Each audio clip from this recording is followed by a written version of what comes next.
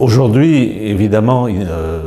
les soulèvements populaires se sont transformés en guerre civile,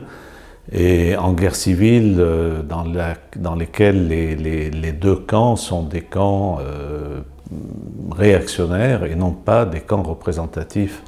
de ce que fut le soulèvement de 2011. Mais cela dit, il y a même aujourd'hui une tentative de réviser, si vous voulez, ce qu'on a pu dire en 2011 sur le printemps arabe et remettre en cause la nature enfin la réalité des soulèvements de cette année-là. Or ça, je crois que c'est irrecevable. Il n'y a aucun doute qu'il y a eu une véritable onde de choc révolutionnaire en 2011 dans l'ensemble de l'espace arabophone, avec 6 soulèvements majeurs dans 6 pays, la Tunisie, l'Égypte, le Yémen, la Libye, le Bahreïn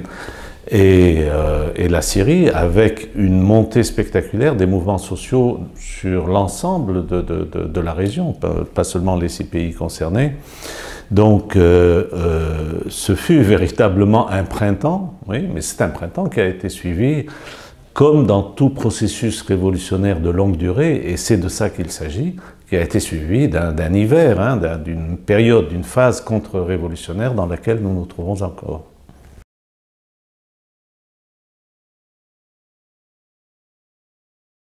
C'est le grand problème, les perspectives pour la gauche, c'est le grand problème, parce que une raison majeure et absolument centrale de ce qui est arrivé à ce processus après cette magnifique ouverture en 2011, c'est l'incapacité de la gauche d'émerger comme alternative aux anciens régimes d'une part, et aux oppositions religieuses intégristes à ces anciens régimes d'autre part. Il n'y a pas eu de pôle organisé représentant les aspirations de ce soulèvement de 2011, et notamment de cette nouvelle génération qui a fait l'essentiel de ce soulèvement-là. Et c'est le grand problème, c'est cette absence